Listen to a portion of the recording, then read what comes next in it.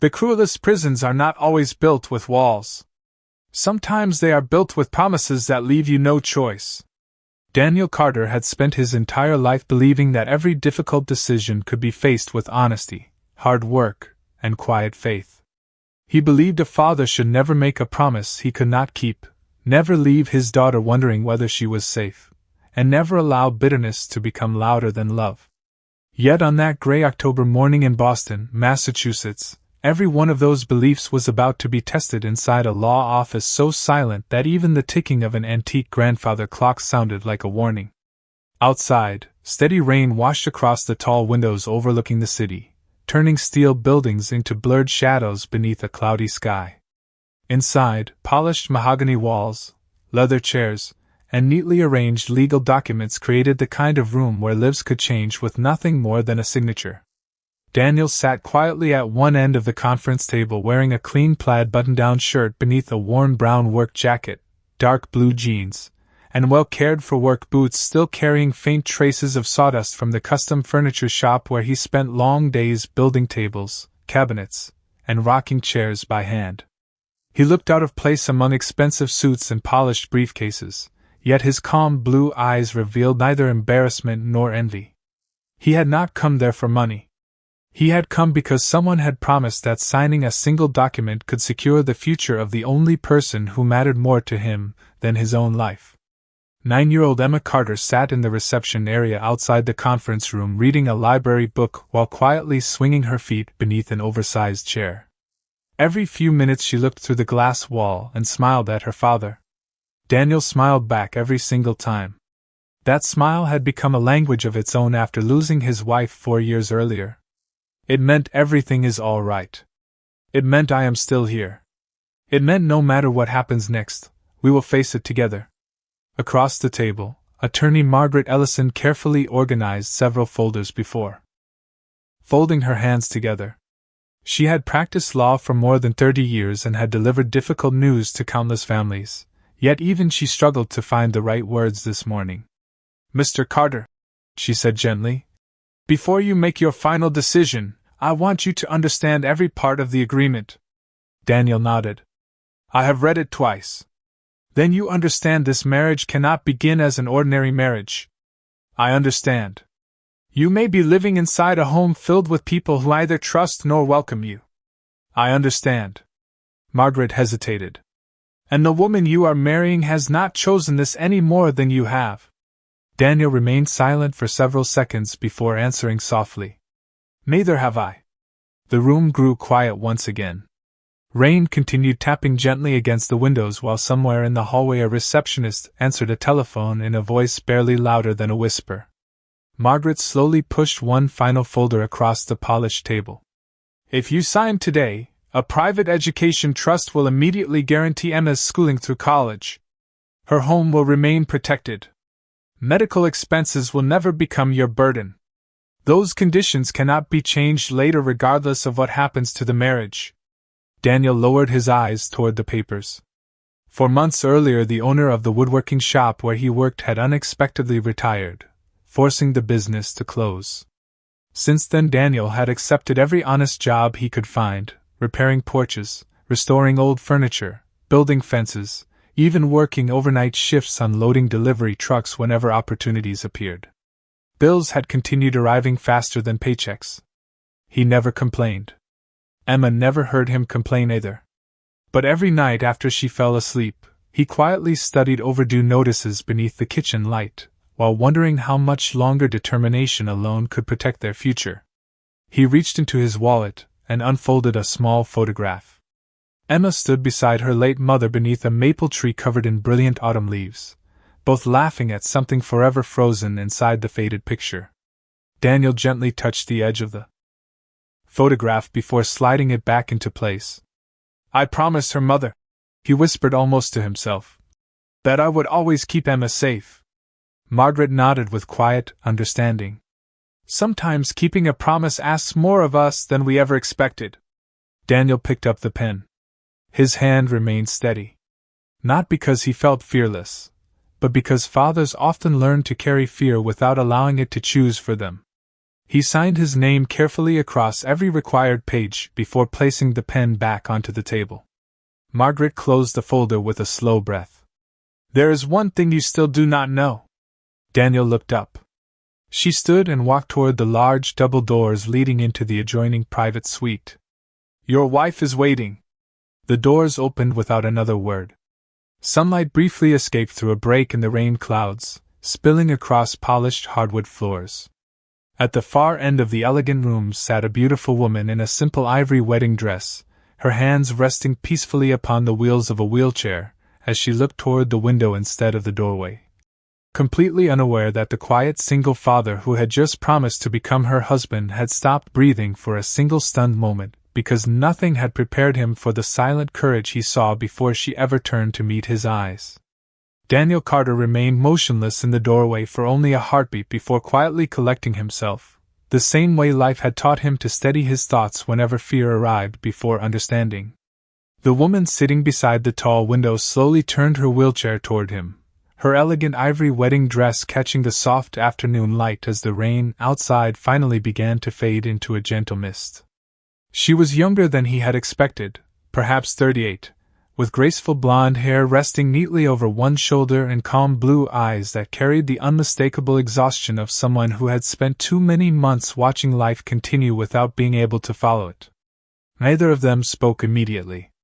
The silence between strangers felt strangely respectful rather than uncomfortable, as though both understood that no introduction could possibly explain how they had arrived at this impossible moment.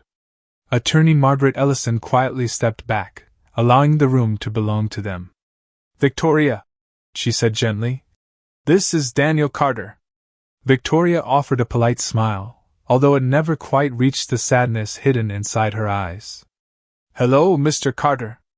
Daniel stepped forward with quiet dignity. "Please call me Daniel." He hesitated only briefly before extending his hand exactly as he would have greeted anyone else. Victoria looked at his hand for a moment, then accepted it with a gentle handshake. Daniel noticed that her grip was steady, confident, and completely free of self-pity. "It is nice to meet you," she said softly. "I wish it had been under different circumstances." Daniel nodded. "So do I."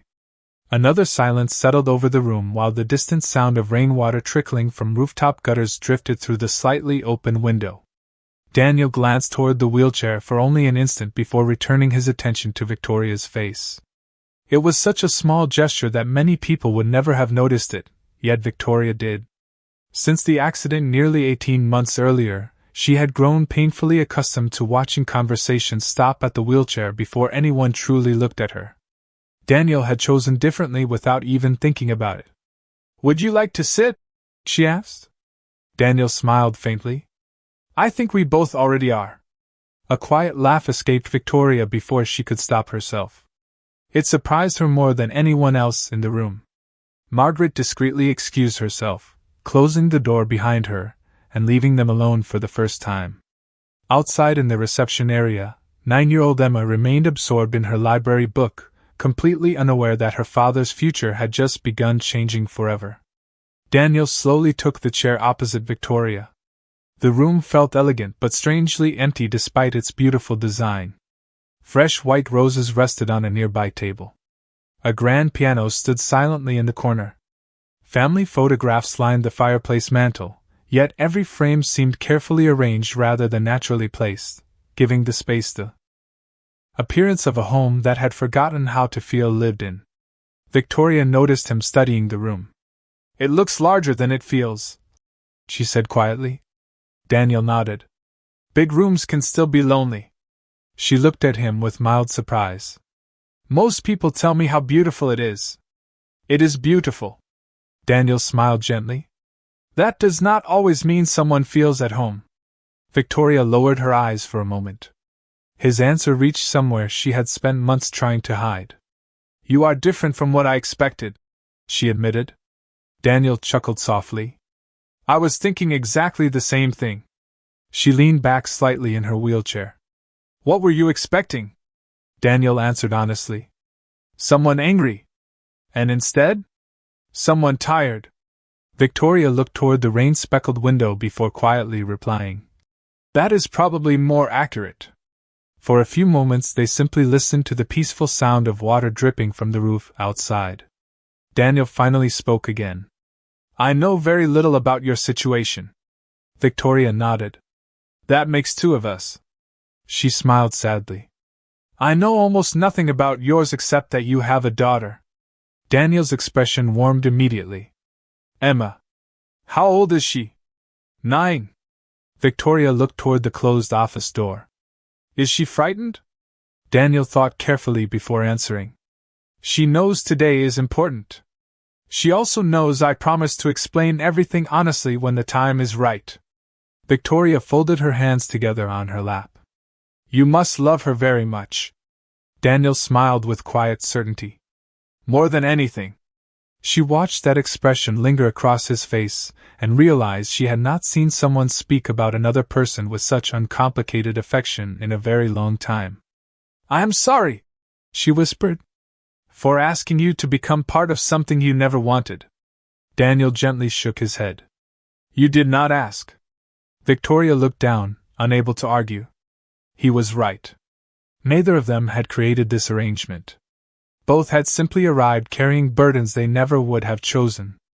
Daniel looked at the simple wedding band resting on the polished table between them. Whatever happens next, he said calmly, there is one promise I can make today. Victoria slowly raised her eyes. What is that? Daniel's voice remained steady and kind.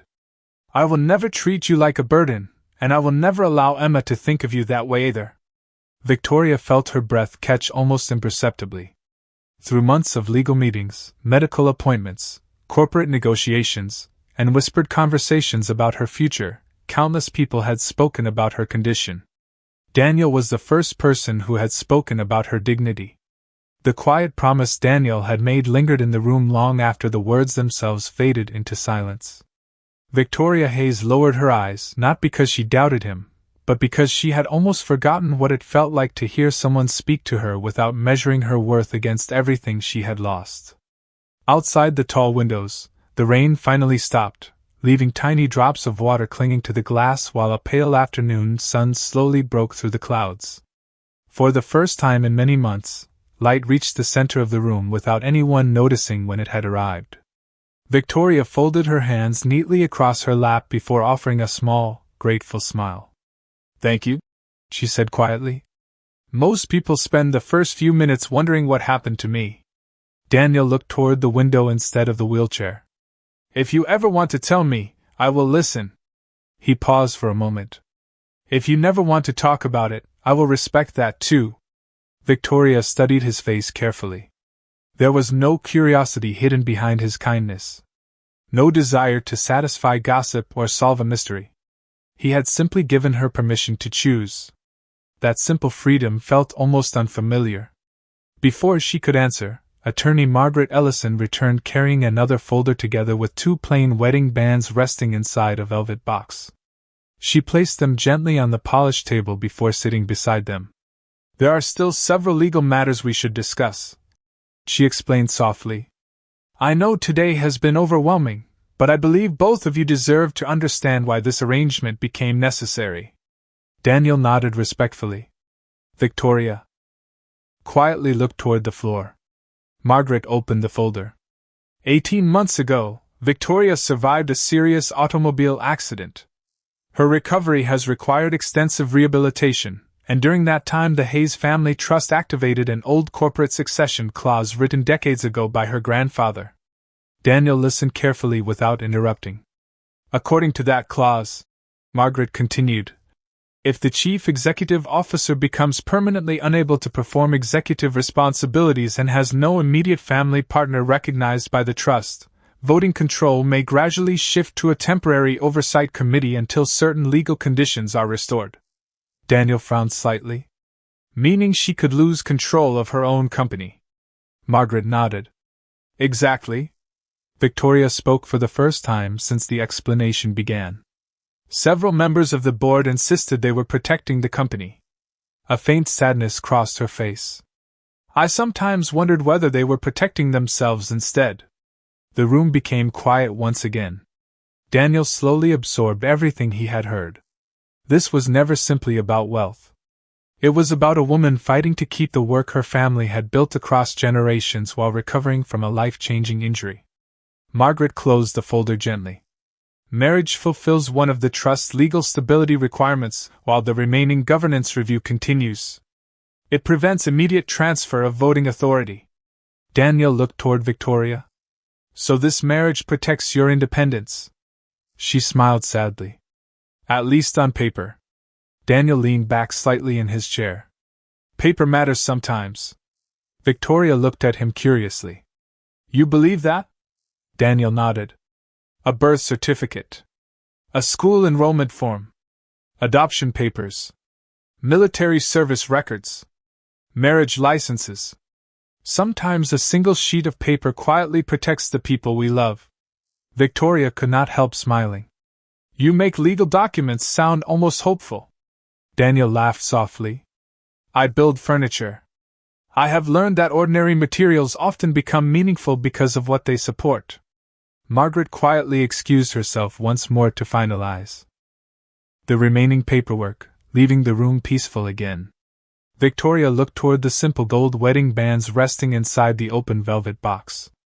I never imagined my wedding would happen like this. Daniel answered honestly. Neither did I. Were you happily married? She asked gently. His expression softened immediately. Very. He reached into his wallet and carefully removed the same faded photograph he carried everywhere. Emily stood laughing beneath bright autumn leaves while little Emma reached toward the falling colors with both hands. Daniel placed the picture carefully on the table between them. Victoria picked it up with quiet respect. She has a beautiful smile. She did. Daniel smiled warmly. She believed every problem became smaller if people faced it together. Victoria continued looking at the photograph for another moment before returning it carefully. I am sorry for your loss. Daniel nodded gratefully. Thank you. He did not speak of hospitals, grief, or lonely nights after Emma had fallen asleep. He did not need to. The quiet tenderness with which he returned the photograph to his wallet revealed everything words never could. Victoria slowly looked toward the empty wedding band waiting beside his. Perhaps, she whispered almost to herself, both of us have already spent enough time mourning lives that no longer exist. Daniel followed her gaze. Then maybe we should simply begin with today. She looked back at him, surprised by the simplicity of the answer. He was not promising miracles. He was not pretending tomorrow would suddenly become easy. He was offering something much smaller, and somehow much stronger. One ordinary day at a time. As late afternoon sunlight finally filled the room with quiet warmth, Victoria realized that although she had not chosen the man sitting across from her, she might have been given exactly the kind of person her heart needed long before either of them understood why. The wedding ceremony lasted less than 20 minutes, yet every second seemed suspended in a silence that no music could soften. Inside the private chapel overlooking Boston Harbor, sunlight filtered gently through tall stained glass windows, scattering warm colors across polished wooden floors where rows of elegant white chairs remained only half occupied. There were no excited relatives wiping away joyful tears, no childhood friends whispering happy memories, and no lively celebration waiting outside the doors. Instead, attorneys, trustees, and a handful of senior executives from Hayes Biotech filled the room with carefully measured expressions that revealed obligation rather than happiness. Every smile seemed professionally rehearsed. Every handshake carried legal significance. Daniel Carter quietly stood beside Victoria Hayes at the front of the chapel, his simple dark gray suit freshly pressed but modest beside the custom-tailored clothing worn by nearly everyone else. Victoria wore the same elegant ivory wedding gown, seated gracefully in her wheelchair with calm composure that concealed months of exhaustion. She looked toward the minister with quiet dignity, refusing to allow pity to become part of the ceremony. Daniel noticed that choice immediately. He respected it without saying a word. In the third row, 9-year-old Emma Carter sat quietly in a pale blue dress with a small bouquet of white flowers resting across her lap. She looked from her father to Victoria with innocent curiosity rather than confusion. Daniel had explained only one thing before they entered the chapel. Today we are helping someone who needs a family as much as we do. Emma had simply nodded and squeezed his hand. That was enough. The minister spoke with a gentle voice that echoed softly beneath the vaulted ceiling. Marriage is often described as a promise freely chosen. He paused briefly before continuing with thoughtful care. Yet every promise, regardless of how it begins, is ultimately measured by the kindness people choose afterward. Daniel glanced toward Victoria. She had lowered her eyes for only a moment before lifting them again with quiet resolve. The simple words seemed to reach both of them more deeply than anyone else in the room could understand. When the time came to exchange wedding bands, Daniel accepted the small gold ring from the minister with steady hands. He knelt naturally beside Victoria's wheelchair so she would not have to reach upward, an instinctive gesture performed without hesitation or ceremony. Several executives exchanged brief glances. None of them had expected such an ordinary act of courtesy. Victoria noticed it too. No one had instructed him to kneel. He simply chose the position that made the moment easier for her instead of easier for himself. She quietly slipped Daniel's wedding band onto his finger before he gently placed hers in return. Neither of them made grand declarations. Neither pretended this day had arrived through romance. Yet there was something quietly honorable in the way both fulfilled their promises with complete sincerity. After the minister pronounced them husband and wife, polite applause filled the chapel for only a few seconds before fading almost immediately. Conversations began quietly among the executives gathered near the entrance. Daniel overheard fragments as guests prepared to leave. Temporary arrangement. Necessary for governance. Hopefully it remains uncomplicated. The words floated through the air without anyone intending him to hear. He offered no reaction. Across the room, Victoria heard them too. Her expression remained unchanged, although Daniel noticed her fingers gently tighten around the wheels of her chair. Without drawing attention to the moment, he simply walked beside her, as everyone moved toward the reception hall. Outside, the rain had completely disappeared, leaving the harbor sparkling beneath fresh autumn sunlight. A cool breeze carried the scent of salt water through the open courtyard where a modest luncheon had been prepared beneath cream-colored tents. Fresh flowers decorated each table while soft piano music drifted through hidden speakers, creating an atmosphere more peaceful than festive. Emma quietly approached Victoria holding a single white flower she had carried throughout the ceremony. "This is for you," she said with a shy smile. Victoria accepted it carefully. "Thank you, Emma. It is beautiful." The little girl looked thoughtfully at the wheelchair before asking with complete innocence, "Do you like daisies?" Victoria smiled for the first time that afternoon. "Very much." Emma beamed. "Daddy says daisies grow almost anywhere because they never give up." Victoria glanced toward Daniel. He looked slightly embarrassed. "I may have said something like that while we were gardening." Emma nodded proudly. "You did." Victoria held the flower gently against her bouquet. "Then I think I will always remember it." Nearby, several members of the Hayes Biotech Board observed the interaction with quiet skepticism. Richard Halston, the senior board chairman, adjusted his expensive suit before speaking softly to another executive.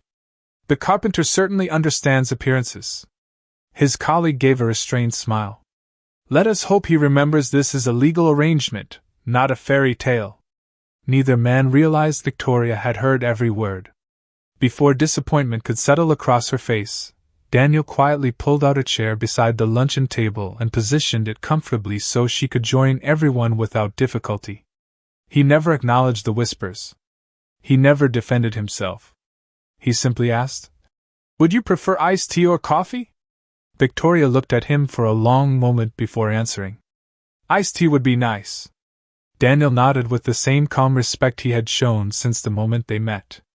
In a room filled with people discussing contracts, influence, and corporate strategy, he remained the only person treating their marriage as though it involved two human hearts instead of one legal document, and although Victoria still could not imagine what the future might hold, she quietly realized that the first day of her unexpected marriage had given her something she had almost forgotten was possible.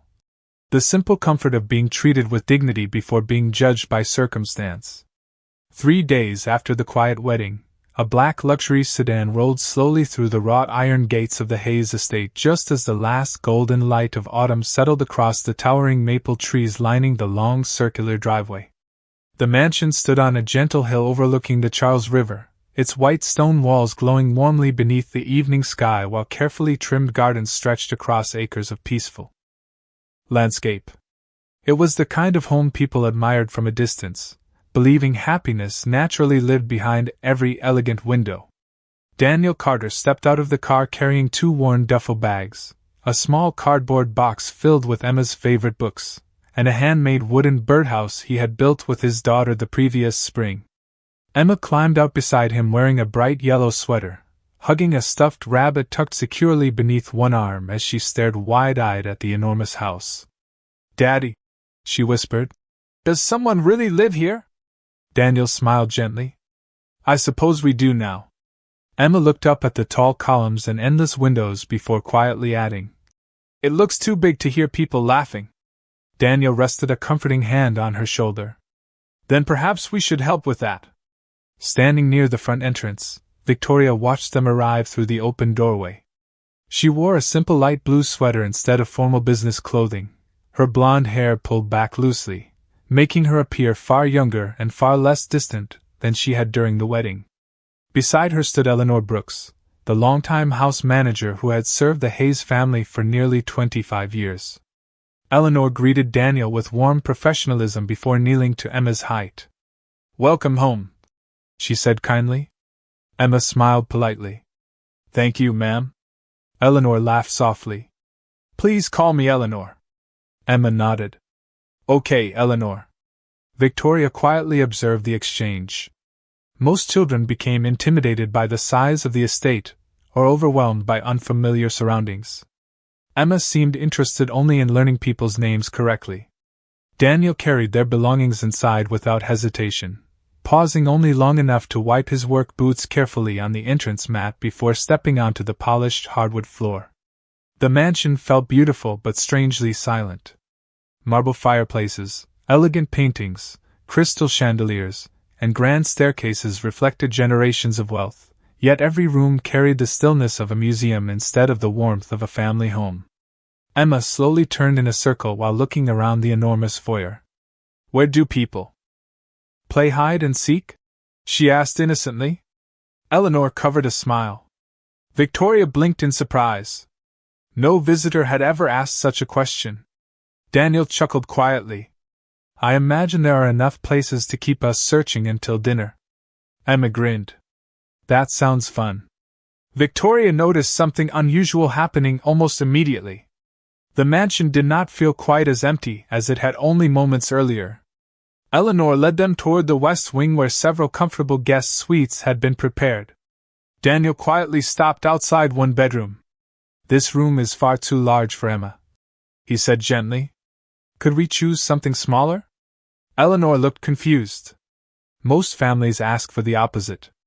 Daniel smiled. "She sleeps better when rooms feel cozy." Victoria listened without speaking. She quietly instructed Eleanor to prepare a smaller family suite overlooking the gardens instead.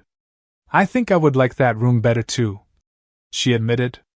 During dinner that evening, the dining table seemed almost impossibly long. 20 people could have comfortably shared the meal, yet only 4 places had been prepared. Soft candlelight reflected across polished silver while autumn soup, fresh bread, roasted vegetables, and baked salmon filled the room with comforting aromas. Emma looked around thoughtfully before asking, "Would it be all right if we sat closer together?" Daniel smiled apologetically toward Victoria. "She is used to a kitchen table." Victoria looked across the long stretch of polished wood separating them. Without hesitation, she nodded toward the smaller breakfast table near the windows overlooking the gardens. "I think that one feels more like home." Eleanor quietly arranged the meal there instead. The difference was immediate. Conversation became natural. Emma happily described her school art project involving paper leaves and tiny painted pumpkins. Daniel spoke about building rocking chairs for a neighborhood library before the woodworking shop had closed. Victoria mostly listened, occasionally smiling at stories she could never have imagined hearing during formal corporate dinners. Halfway through the meal, Emma suddenly looked toward Victoria with innocent curiosity. "Can I ask you something?" Victoria smiled warmly. "Of course. What was your favorite thing when you were 9? The question caught her completely off guard. She had not thought about that age in years. After a thoughtful pause, she answered softly, "Reading adventure books with my grandfather beside the fireplace." Emma's eyes brightened. "Mine too." Daniel watched the conversation quietly unfold without interruption. Victoria laughed as Emma eagerly listed favorite stories involving hidden treasure, old maps, and brave explorers. Somewhere between homemade rolls and warm apple cobbler, the enormous mansion experienced something it had not known for many months. Genuine laughter echoed gently through the halls. Housekeepers passing quietly outside the dining room exchanged surprised smiles. Eleanor paused briefly near the kitchen doorway, listening to the cheerful voices with unmistakable emotion in her eyes. Victoria noticed it too. She looked across the table at Daniel, who was patiently helping Emma butter another piece of bread while listening to her latest story with complete attention. He had not brought wealth into the house. He had not brought influence or status. He had simply brought the ordinary habits of a loving father, and somehow those simple habits were already accomplishing what expensive renovations, formal receptions, and years of success never had. They were quietly turning an elegant mansion back into a home. The first Monday morning inside the Hayes estate arrived wrapped in quiet autumn sunshine, with golden light spilling gently across polished hardwood floors and long hallways that had once echoed only with careful footsteps and distant conversations between staff members. Now another sound drifted through the house before sunrise. Soft laughter.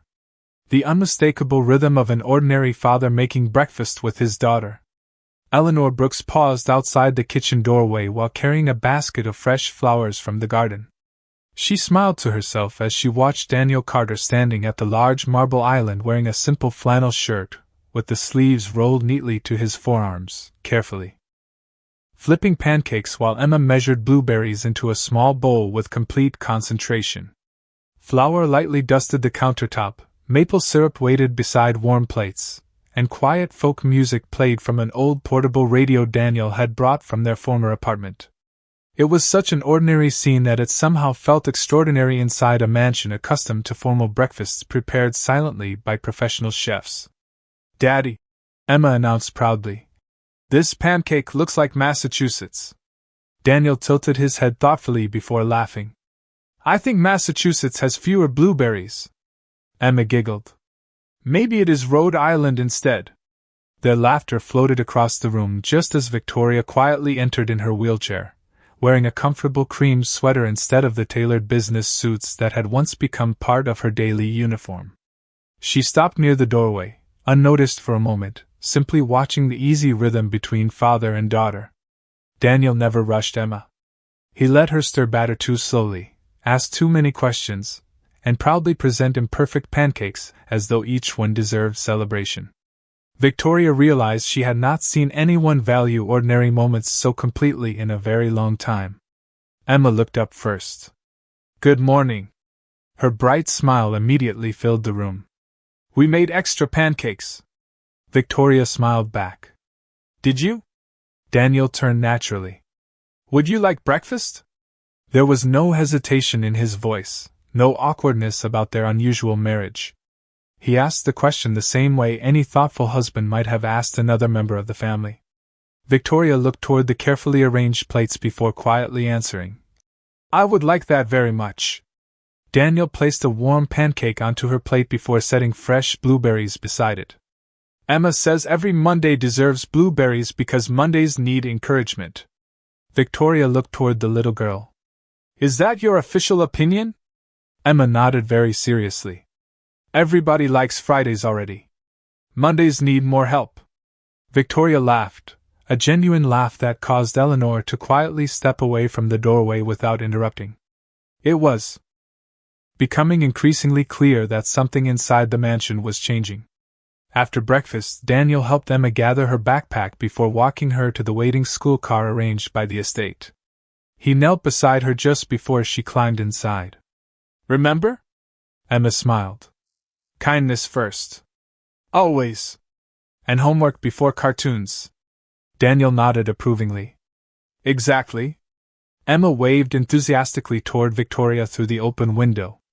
"Have a good day." "You too," Victoria replied warmly. As the car disappeared down the long tree-lined driveway, Daniel quietly returned inside carrying Emma's forgotten watercolor paintbrush. "She left this behind again," he said with a smile. Victoria watched him place it carefully on a small hallway table instead of putting it away. "She forgets things often? Only the things she loves most." Daniel chuckled softly. "She gets excited too quickly." Victoria looked thoughtfully at the tiny paintbrush. "I used to leave books everywhere when I was her age." Daniel smiled.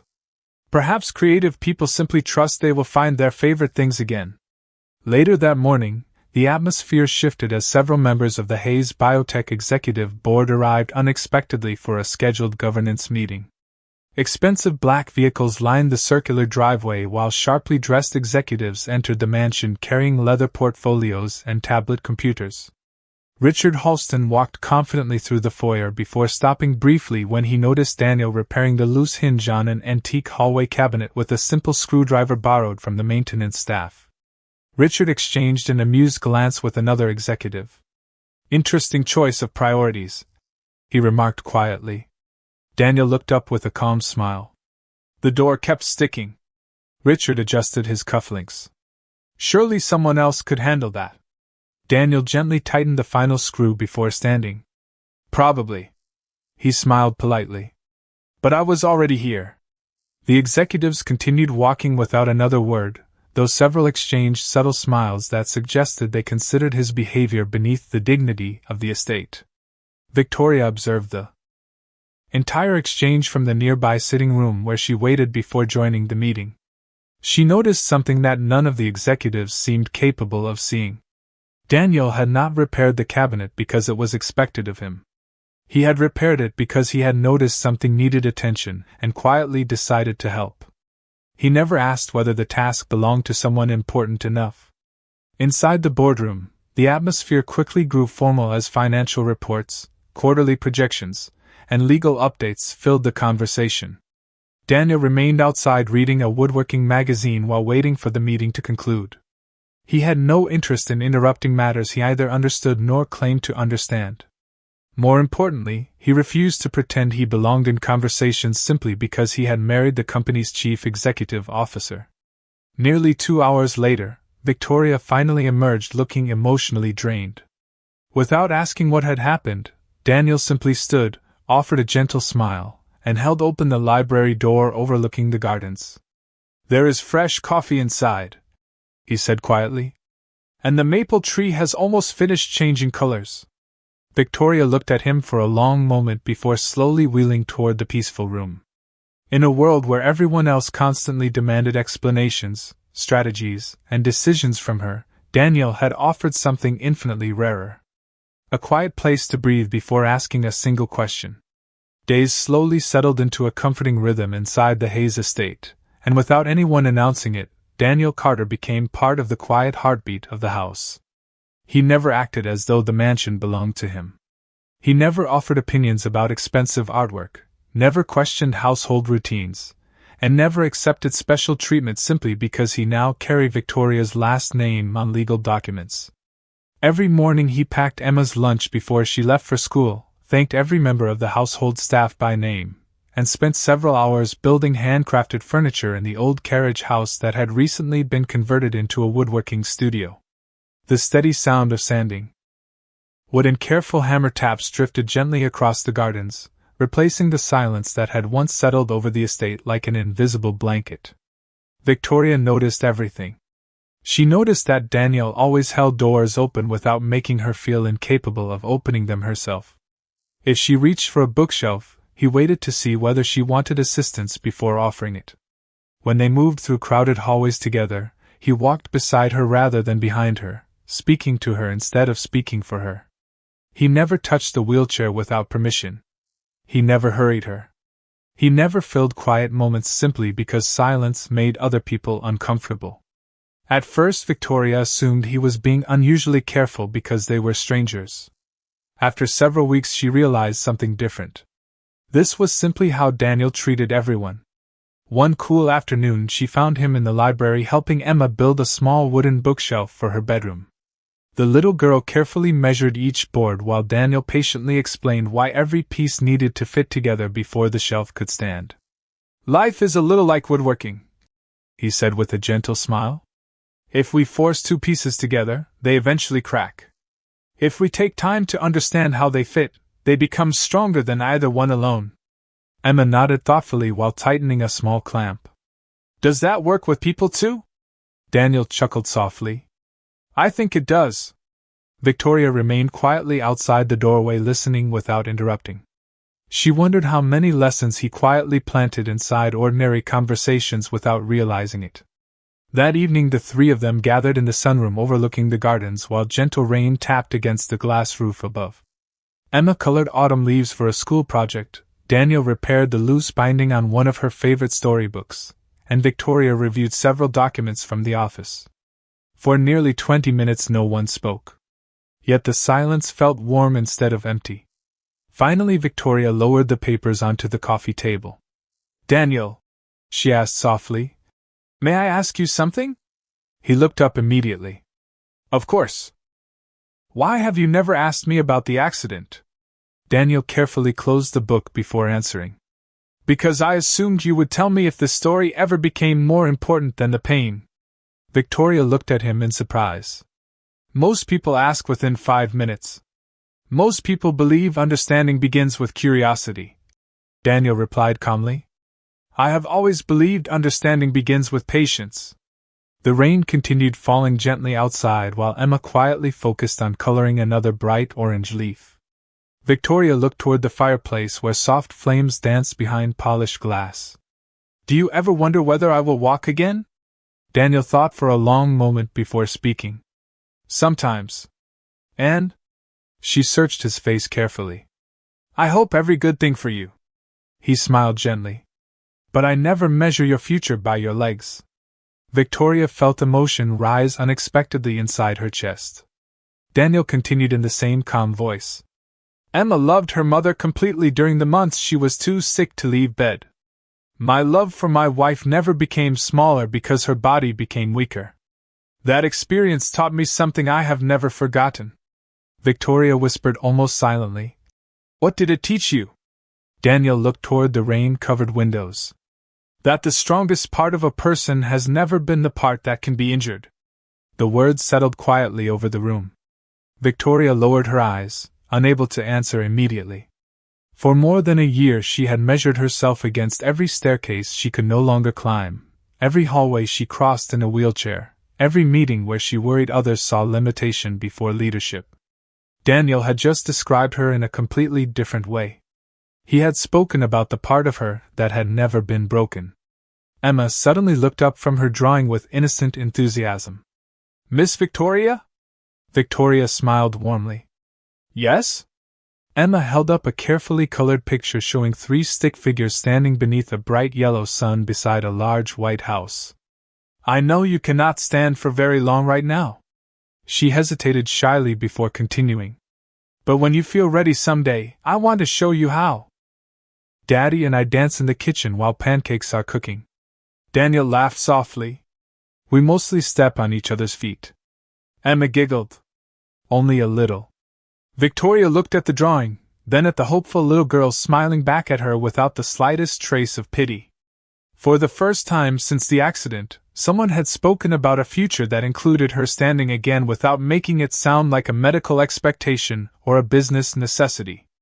To Emma, it was simply another family memory waiting to happen. Victoria quietly folded the drawing into her lap, blinking back unexpected tears. She realized that Daniel had been right all along. Dignity was not something another person could give her. It was something kind people gently reminded her she had never lost. That evening the drawing Emma had carefully folded into Victoria's hands remained resting on the bedside table long after the little girl had gone to sleep. The simple picture of three smiling figures beneath a bright yellow sun seemed almost childlike in its simplicity, yet Victoria found herself looking at it again and again as moonlight spilled softly through the tall bedroom windows overlooking the quiet gardens. At the bottom of the page, written in uneven pencil, Emma had added one short sentence beneath the drawing. "Someday we will all dance together." Victoria gently traced the words with her fingertips before looking toward the wheelchair beside her bed. For nearly 18 months it had become the first thing she saw every morning and the last thing she saw every night. At first it represented survival. Then it became frustration. Eventually it became something even heavier. Acceptance without hope. She quietly closed her eyes. Somewhere else inside the mansion, she could hear faint sounds drifting through the hallway. Daniel was reading another bedtime story to Emma. His calm voice carried softly through the old house, never loud enough to distinguish every word, yet steady enough to create a feeling of peace that reached rooms far beyond the little girl's bedroom. Victoria listened without meaning to. She realized that every evening ended the same way. One chapter. One laugh. One quiet reminder that tomorrow would bring another chance. She wondered when she had stopped believing that about her own life. The following morning arrived bright and clear after several days of gentle autumn rain. Sunlight covered the gardens with warm gold while colorful leaves drifted lazily across the stone pathways outside the breakfast room. Daniel was already in the woodworking studio finishing the final coat of varnish on Emma's bookshelf, when Eleanor quietly entered carrying a cup of fresh coffee. "Mrs. Hayes asked me to thank you," she said warmly. Daniel looked up with a puzzled smile. "For what?" Eleanor glanced toward the gardens. "She has spent nearly an hour outside this morning." Daniel set his brush down carefully. "That is good." Eleanor nodded thoughtfully. "She has not wanted to sit in the gardens since before the accident." Daniel smiled quietly but offered no further comment. He had learned long ago that genuine progress rarely needed applause. A little later, Daniel walked through the rose garden carrying a small basket of hand tools after noticing one of the wooden benches had developed a loose support beneath one leg. Victoria sat nearby beneath a large maple tree wrapped in a light wool blanket, reading one of Emma's favorite adventure novels instead of financial reports. She looked up as Daniel approached. "Repairing another bench?" she asked with a faint smile. "It wobbles." Daniel gently tested the wooden leg. "Someone might spill their coffee." Victoria laughed softly. "A true emergency." Daniel grinned. "I have handled worse." The easy conversation settled naturally between them while birds fluttered through the nearby trees. After a few quiet minutes, Victoria closed the book on her lap. "Daniel." "Yes?" She looked toward the distant river shimmering beyond the gardens. "I have not been completely honest with you." Daniel remained still, waiting patiently. "When you asked why I never talked about the accident, I said I was tired." She lowered her eyes. "That was true, but it was not the whole truth." Daniel quietly sat down on the repaired bench across from her. He never rushed difficult conversations. Victoria took a slow breath before continuing. "The doctors never told me I would never walk again." Daniel looked at her with quiet attention. "They said recovery would be difficult. They said it might take years. They said there were no guarantees." Her voice grew softer. "I stopped therapy 6 months ago." Daniel did not interrupt. "Everyone believed I quit because the treatments were painful." She looked toward her motionless legs. "The truth is I became afraid."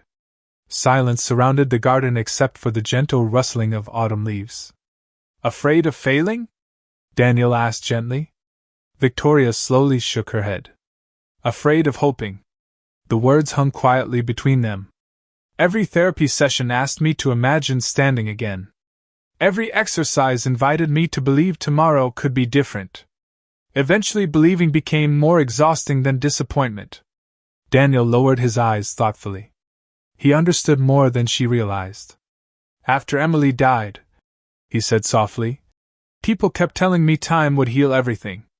Victoria listened without speaking. One day Emma asked whether her mother could still hear bedtime stories. He smiled sadly.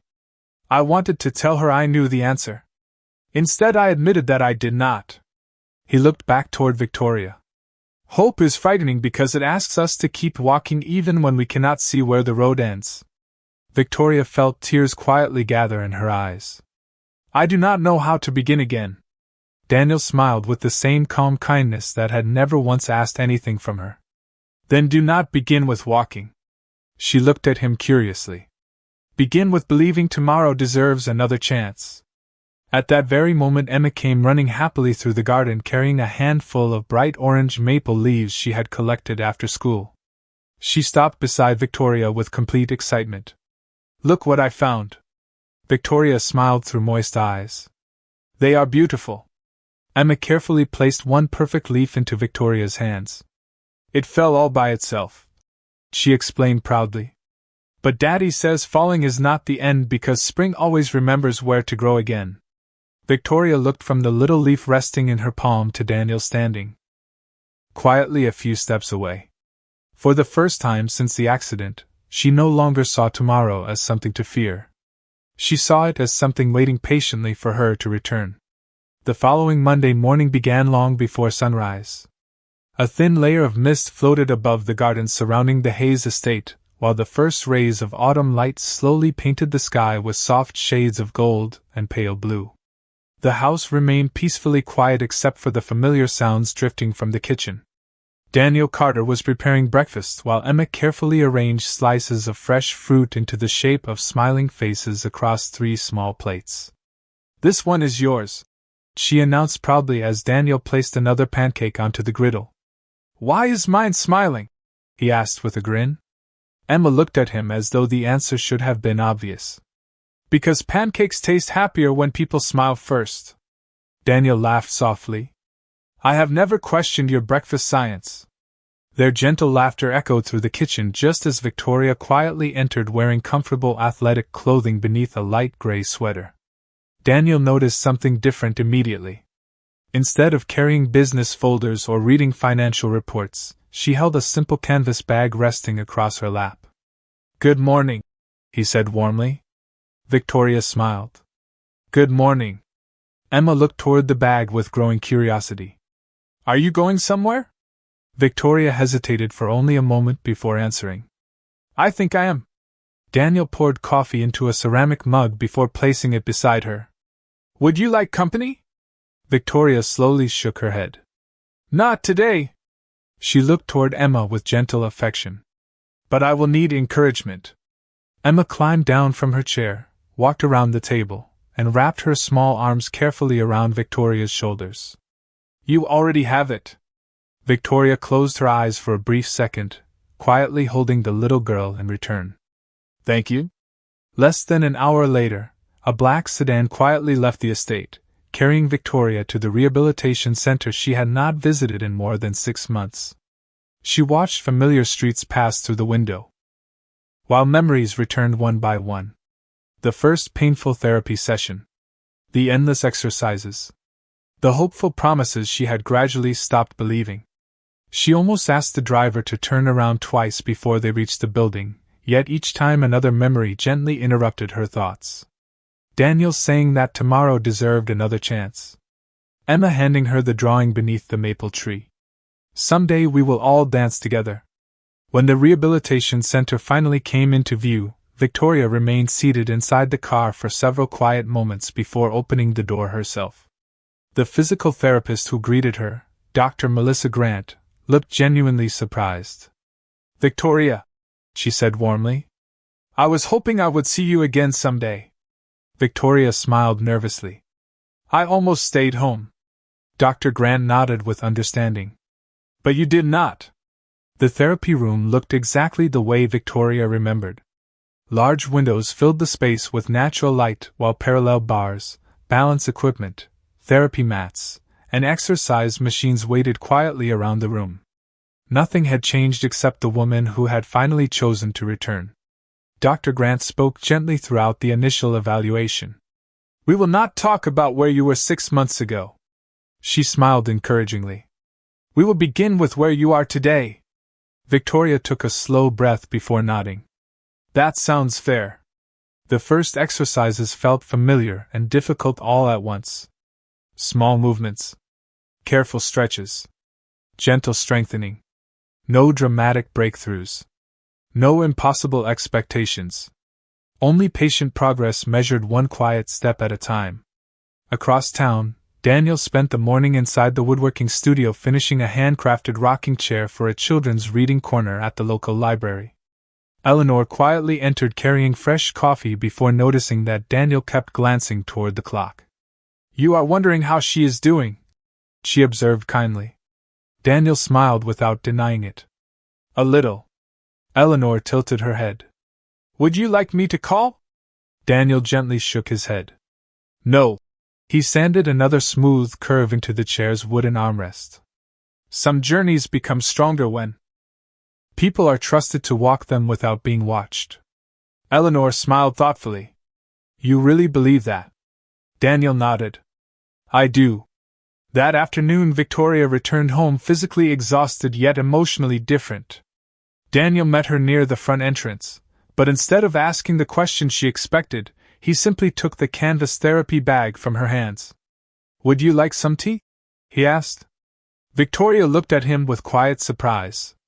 "You are not going to ask how it went?" Daniel smiled gently. "If you want to tell me, I will listen." She stood silently for a moment before a slow smile finally appeared. "It was hard." Daniel nodded patiently. "I imagined it would be. Everything hurt." "I imagined that too." Victoria looked down at her hands before quietly continuing. "But I scheduled another appointment for Wednesday." Daniel's eyes brightened with quiet pride, though he never exaggerated the moment. "Then Wednesday sounds like a good day." Just then Emma came running into the foyer carrying a colorful school folder. "Miss Victoria?" Victoria laughed softly. "Yes?" Emma held up a sheet of paper covered with bright crayons. "Today my teacher asked us to draw our biggest dream." Victoria accepted the drawing carefully. 3 people stood holding hands beneath a bright blue sky. 1 little girl smiled between 2 adults. All 3 were standing. Victoria looked at the picture for a long time before whispering, "It is beautiful." Emma grinned. "I know it might take a while." She looked at Victoria with complete confidence. "But dreams are patient." Victoria felt tears quietly gather once again, not because she suddenly believed miracles happened overnight, but because a little girl had somehow reminded her that the most powerful reason to keep trying was never fear of failure. It was love waiting faithfully at the finish line. Autumn slowly deepened across Boston as brilliant shades of crimson and gold covered the gardens surrounding the Hayes estate, and with each passing week another quiet change unfolded inside the mansion. Victoria never spoke dramatically about rehabilitation. She never announced victories at the dinner table or measured progress with hopeful speeches. Instead, every Monday, Wednesday, and Friday morning, the black sedan quietly left the estate before sunrise and returned a few hours later carrying a woman who looked physically exhausted but somehow emotionally lighter than she had been the week before. Daniel never counted the appointments. He never asked whether today's exercises had gone better than yesterday's. Instead, he simply made certain a warm cup of tea waited beside the library window each afternoon, where sunlight settled gently across comfortable chairs overlooking the river. One chilly November afternoon, Victoria returned later than usual. Fine drops of rain covered the windows while a cool wind scattered colorful leaves across the stone courtyard outside. Daniel was in the woodworking studio sanding the final edges of a handcrafted rocking horse he had promised to donate to a children's hospital before Thanksgiving. Emma sat nearby finishing her homework while quietly humming a song from school. When Victoria entered the studio, both father and daughter looked up at the same moment. Emma immediately smiled. "Welcome home." Victoria smiled back, although the fatigue in her eyes was impossible to hide. Daniel gently set aside the piece of sandpaper in his hands. "Would you like to sit by the fireplace?" Victoria nodded gratefully. "That sounds wonderful." They settled into the comfortable sitting room connected to the workshop where a small stone fireplace filled the air with gentle warmth and the comforting scent of cedar logs. Outside, rain continued falling softly against the windows while the room remained peaceful enough to hear the occasional crackle of burning wood. Emma eventually excused herself to finish a science project upstairs, leaving Daniel and Victoria quietly alone for the first time in several days. For several minutes neither of them spoke. Daniel simply poured tea into 2 ceramic mugs before placing one carefully beside Victoria. She wrapped both hands around the warm cup and stared thoughtfully into the rising steam. "Today was different," she said at last. Daniel looked at her with calm attention. "Different how?" Victoria smiled nervously, almost as though she was afraid speaking the words aloud might somehow make them disappear. "Dr. Grant asked whether I wanted to try something new." Daniel waited patiently. "Parallel bars." The words hung gently between them. "I have avoided them ever since I stopped therapy." She took another slow breath. "Today I said yes." Daniel remained completely still. There was no sudden excitement or dramatic reaction, only quiet encouragement waiting for whatever came next. Victoria looked toward the rain outside. At first nothing happened. She laughed softly at herself. "I held the bars so tightly my hands hurt more than my legs." Daniel smiled faintly. "I can imagine. Then Dr. Grant asked me not to think about walking." Victoria paused. "She told me to think only about standing." The firelight danced gently across the room while silence allowed every word to settle naturally. "I was frightened," Victoria admitted. "Not because I thought I would fall." She looked down into her tea. "Because I was afraid nothing would happen." Daniel quietly nodded. He understood that fear better than most people ever would. "But something did happen," she whispered. Daniel did not interrupt. "For 3 seconds. She smiled through eyes beginning to glisten with emotion. "I stood." The room remained completely silent except for the gentle sound of rain against the windows. Daniel slowly set his own mug onto the table before looking directly at Victoria. His eyes reflected neither amazement nor celebration. They reflected quiet gratitude. "That must have taken extraordinary courage," he said softly. Victoria blinked in surprise. "You are not asking how many steps I took." Daniel gently shook his head. "Standing required more courage than steps ever could." Tears quietly escaped before she could stop them. "It did not feel impressive." Daniel smiled with the same steady kindness that had slowly rebuilt hope inside her heart over the past several months. "The strongest victories rarely do." Just then Emma hurried into the room carrying a small notebook she had forgotten downstairs. She immediately noticed Victoria wiping away tears and stopped beside her chair with quiet concern. "Are you all right?" Victoria smiled warmly through the emotion. "I am." Emma tilted her head. "Happy tears?" Victoria nodded. "Happy tears." Emma climbed onto the sofa beside her without hesitation. "Did something good happen?" Victoria looked toward Daniel for only a brief moment before answering. "Today I stood for 3 whole seconds." Emma's eyes grew wide with genuine excitement, but before she could shout or clap, she looked at her father. Daniel simply smiled and gave the smallest encouraging nod. Emma understood immediately.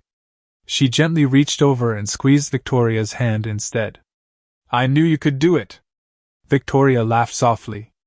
3 seconds is not very long." Emma shook her head with complete confidence. "It is longer than 0. The little girl's simple answer filled the room with quiet warmth. Daniel looked toward the fireplace, allowing Victoria to enjoy the moment without making her feel like the center of a celebration she was not yet ready for. Outside, the rain gradually stopped, and the first rays of late afternoon sunlight broke through the clouds, painting the wet gardens with shimmering gold. Victoria looked through the window and realized something she had not allowed herself to believe since the accident. Progress did not always arrive in giant miracles. Sometimes it arrived in 3 quiet seconds, witnessed only by the people who loved you enough to understand that even the smallest step toward hope deserved to be protected with gentle hands rather than loud applause. The first snow of the season arrived quietly during the final week of November, covering the gardens of the Hayes estate with a thin blanket of white that softened every path, every tree branch, and every stone wall beneath the pale morning sky. From the library windows, the world looked peaceful, almost untouched, Yet inside the headquarters of Hayes Biotech across downtown Boston, a very different atmosphere had begun to take shape. Victoria returned to the executive office for the first time in months, not because she believed she had completely recovered, but because she had finally remembered who she had been long before fear convinced her otherwise. She still used her wheelchair throughout the building, yet something about her presence felt unmistakably different. Her shoulders remained straight. Her voice carried quiet confidence. Her eyes no longer searched the room for approval before making decisions. Daniel noticed the change the moment she left the estate that morning. He simply smiled warmly and wished her a good day. "Drive safely," he said as the company vehicle waited outside. Victoria laughed softly. "I am not driving." Daniel grinned. "Old habits." Emma hugged Victoria before school. "Tell everybody good ideas are nicer than loud voices." Victoria smiled. "I will remember that." Inside the executive boardroom, polished glass walls reflected the winter sunlight, while members of the board quietly gathered around the long conference table. Richard Halston adjusted his expensive navy suit before opening the quarterly governance meeting with practiced confidence. Several directors exchanged polite greetings, yet the room noticeably quieted when Victoria entered. She greeted every employee by name before taking her place at the head of the table. No dramatic announcement followed. She simply opened the meeting exactly as she had years before the accident. For nearly an hour, financial reports, research updates, and community partnerships filled the discussion. Victoria listened carefully, asking thoughtful questions while allowing department leaders to present their work without interruption. Richard watched her closely, occasionally exchanging subtle glances with two board members seated nearby. Finally, he folded his hands together. "Before we conclude," he said calmly, "there remains the matter of long-term executive stability." The room grew noticeably quieter. Victoria looked toward him with composed attention. "Go ahead." Richard smiled politely. "Although your recent participation has been encouraging, several members remain concerned about continuity should your medical recovery experience additional setbacks." Victoria remained silent. Richard continued carefully. "Perhaps it would be wise for operational authority to remain temporarily under expanded board supervision." Several directors shifted uncomfortably in their seats. Daniel's name was never mentioned, yet everyone understood the implication. Victoria's marriage had delayed the transfer of authority. Richard hoped uncertainty could still accomplish what legal procedure no longer could. Before Victoria answered, Margaret Ellison quietly slid a thick folder across the polished table. "There is additional information the board should review first." Richard frowned slightly. Margaret calmly opened the file. "Over the past 6 weeks, an independent governance audit examined every recommendation submitted during Victoria's medical leave." She looked around the room. "Several proposals presented as emergency measures would have transferred significant company assets into subsidiary organizations controlled by outside investment groups." Silence settled across the boardroom. Margaret continued. "Those recommendations were repeatedly supported by Chairman Halston despite internal compliance warnings advising additional review." Richard immediately leaned forward. "Those recommendations were completely legal." Margaret nodded. "Legal does not always mean responsible." Another director quietly turned several pages inside the report before looking toward Richard with growing concern. "Why were these disclosures never presented to the full board?" Richard hesitated for the first time. "The transactions had not yet reached final approval." Victoria listened without anger. She simply watched the conversation unfold while years of executive experience quietly returned. One by one, additional directors asked measured questions. Numbers were verified. Dates were confirmed. Emails were reviewed. No shouting filled the room. No dramatic accusations were necessary. The facts spoke with remarkable clarity all by themselves. Late that afternoon, Victoria returned to the estate carrying the audit report beneath one arm. Snow continued falling gently across the gardens while warm light glowed from the windows of the woodworking studio. She found Daniel carefully sanding another handcrafted rocking chair while Emma painted tiny snowflakes onto a wooden ornament for the upcoming Christmas tree. Daniel looked up and smiled. Welcome home. Victoria leaned her wheelchair beside the workbench before quietly setting the report aside. Today was a long day. Daniel brushed away fine sawdust before pouring her a cup of hot chocolate instead of coffee. Then perhaps today deserves marshmallows. Victoria laughed softly. That sounds like excellent executive advice. Emma looked up from her painting. Did work get better? Victoria thought carefully before answering. The truth became easier to see. Emma nodded as though that answer made perfect sense. Daddy says truth is patient. Daniel smiled modestly. I might have borrowed that from someone wiser than me. Victoria wrapped both hands around the warm mug while watching snowflakes drift beyond the workshop windows. She realized something remarkable had happened inside the boardroom. She had defended neither her title nor her reputation through louder arguments or greater authority. She had simply allowed honesty enough time to stand on its own. Looking toward Daniel quietly shaping another piece of wood with patient hands, she understood exactly where that lesson had come from. Sometimes dignity changed the world without ever raising its voice.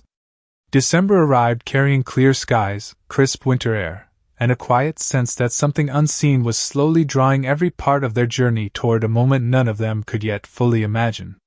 The Hayes estate glowed with simple Christmas decorations chosen almost entirely by Emma, whose idea of elegant design included handmade paper snowflakes hanging beside crystal ornaments, and a wooden star that Daniel had carved by hand resting proudly at the very top of the grand tree.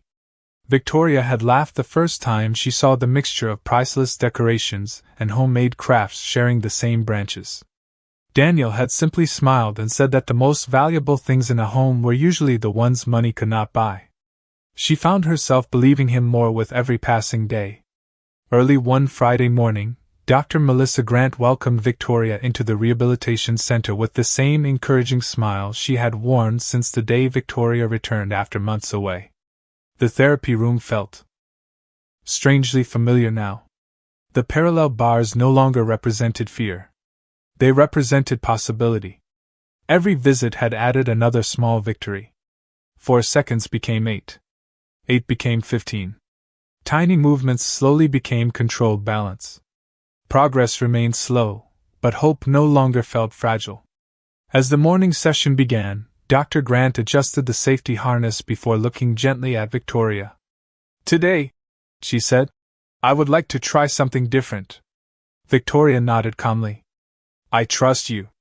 The therapist smiled. No. Today I want you to trust yourself. Those words settled quietly into the room. Victoria placed both hands on the parallel bars and took a slow breath. She remembered the frightened woman who had once abandoned therapy because hoping had become too painful. She remembered Daniel telling her that tomorrow deserved another chance. She remembered Emma handing her a drawing beneath the maple tree and whispering that dreams were patient. Those memories quietly stood beside her now, stronger than fear. Dr. Grant stepped back only slightly. Whenever you are ready.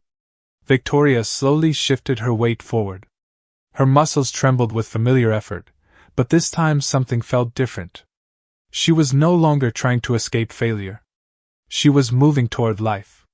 Carefully, steadily, she pushed herself upward. Her knees straightened. Her shoulders lifted. For the first time since the accident, she stood without immediately reaching for panic. The room remained completely silent except for the soft rhythm of her breathing. Dr. Grant looked at the timer but chose not to announce the seconds. This moment no longer belonged to numbers. Very good, she whispered. Now simply breathe. Victoria smiled through quiet tears. Then, with both hands still resting lightly against the bars, she slowly moved 1 foot forward. It was not a perfect step. It was small, careful, and almost hesitant. Yet it was undeniably a step. Another followed only moments later. Dr. Grant quietly placed one hand across her own heart, overwhelmed not by surprise but by gratitude. Several therapists working nearby paused without speaking. No applause interrupted the silence. Respect filled the room instead. Later that afternoon, Victoria returned to Hayes Biotech for the annual holiday gathering where employees from every department had assembled inside the company's glass atrium overlooking the snowy Boston skyline. Warm white lights decorated evergreen trees while a children's choir from a local community center prepared to sing near the stage. Daniel attended only because Victoria had quietly asked whether he and Emma would join her. He wore the same modest charcoal suit from their wedding, while Emma happily carried a small gift basket filled with handmade wooden ornaments she had painted herself. As executives, engineers, receptionists, laboratory technicians, and maintenance staff mingled together, Victoria waited quietly behind the stage curtain. She looked toward Daniel standing across the room beside Emma. He gave her the same calm smile he had offered since the very first day they met. No grand gesture. No dramatic speech. Just quiet confidence that reminded her she was never facing difficult moments alone. The event host welcomed everyone before inviting Victoria to say a few words. The room grew respectfully quiet as she appeared near the side entrance. For one brief moment, every employee saw the familiar wheelchair waiting beside the stage. Then, holding lightly to a polished wooden handrail, Victoria slowly rose to her feet. A gentle breath swept across the entire atrium. She took one careful step. Then another. Then another. They were measured, deliberate, and supported by determination earned through months of unseen effort rather than sudden miracles. By the time she reached the center of the stage, hundreds of people stood together without anyone asking them to. No one cheered. No one interrupted the silence. Many quietly wiped tears from their eyes. Victoria looked toward Daniel before speaking. There was a time when I believed strength meant never needing anyone. Her voice remained calm. I was wrong. Real strength is having the courage to accept kindness without believing it makes you weak. She looked toward Emma, smiling proudly in the front row. Sometimes the people who change your life never promise to perform miracles. They simply remind you that hope deserves another morning. Daniel lowered his eyes with humble gratitude, wishing the attention belonged somewhere else. Yet Victoria understood the truth better than anyone. Her greatest miracle had never begun inside a therapy room. It had begun the day a quiet father chose to see the woman before he ever noticed the wheelchair. Winter slowly gave way to the first gentle signs of spring, and the Hayes estate awakened with fresh blossoms, birdsong, and sunlight that lingered a little longer across the gardens each evening. The maple tree where Emma had once handed Victoria a single autumn leaf now stretched new green branches toward a bright blue sky, quietly reminding everyone that seasons never asked permission before bringing new life. Nearly 1 year had passed since the unexpected marriage that had begun inside a silent law office beneath gray October rain. Looking back, none of them could identify the exact day when obligation quietly transformed into family. It had not happened during a grand celebration or a dramatic confession. It had happened one breakfast, one conversation, one shared cup of tea, and one ordinary act of kindness at a time. Daniel Carter continued living exactly as he always had. He still rose before sunrise to prepare breakfast with Emma.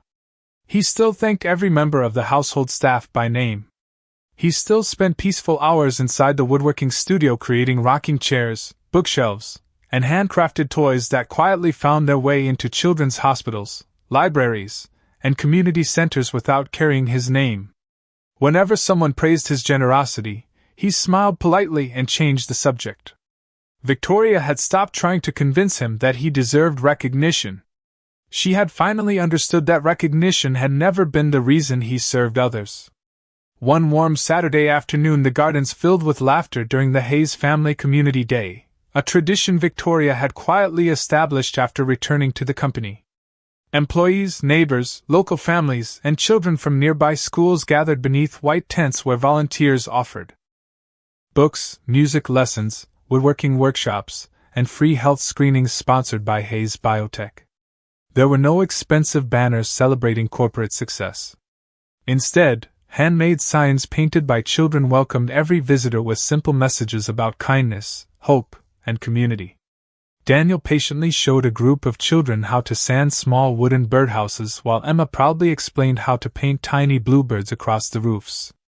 Nearby, Victoria moved confidently through the gardens using only a lightweight walking cane for longer distances, stopping often to greet employees by name and thank volunteers personally. Although her steps remained careful, each one reflected months of perseverance rather than struggle. Many visitors who met her that afternoon never realized she had once believed she might never stand again. During the afternoon, a local children's choir gathered beneath the old maple tree to perform several spring songs. Emma joined the front row wearing a pale yellow dress, smiling brightly as the first gentle notes drifted through the warm breeze. Danielle and Victoria stood quietly beside one another near the back of the audience, listening as sunlight danced through the leaves above them. Without thinking, Victoria reached for Daniel's hand. He looked toward her with the same calm kindness that had welcomed her from the very beginning. This time there were no contracts waiting to be signed, no board members watching from a distance, and no legal obligations standing between them. There was only quiet understanding. When the final song ended, applause rose warmly across the gardens before children scattered happily toward their families. Emma came running with unmistakable excitement shining across her face. "I have something important to ask," she announced. Daniel smiled. "That sounds serious." Emma nodded. "Very serious." She looked first at Daniel, then at Victoria before taking a slow breath. "Can I stop calling you Miss Victoria?" Victoria blinked in surprise. "Of course." Emma smiled shyly. "Would it be all right if I called you Mom someday?" For one silent moment the entire world seemed to grow wonderfully still.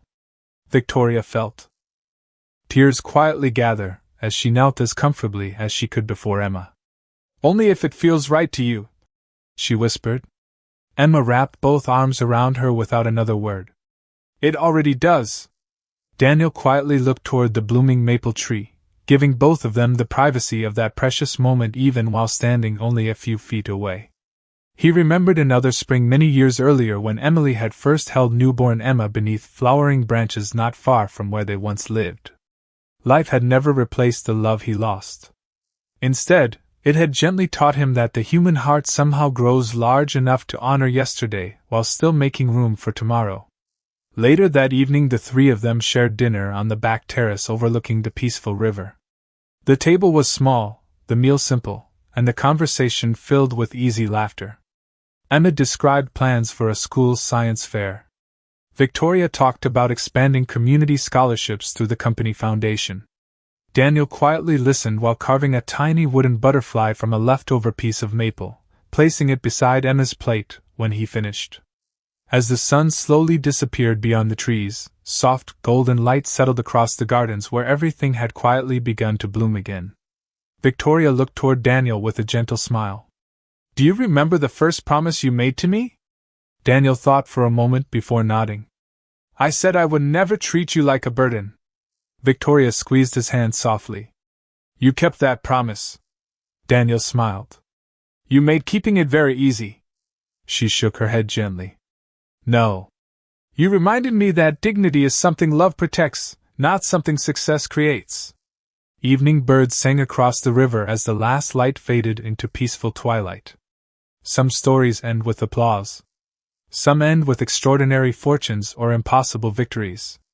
But the most meaningful stories often end much more quietly. A father kept his promise. A woman found the courage to believe in tomorrow again. A little girl discovered that families are built by love far more than circumstance. And beneath the same sky that had witnessed sorrow, uncertainty, healing, and hope, three grateful hearts walked forward together, proving that the greatest miracle was never learning how to stand again. It was finding the people who never stopped believing you already mattered, even before you took the very first step.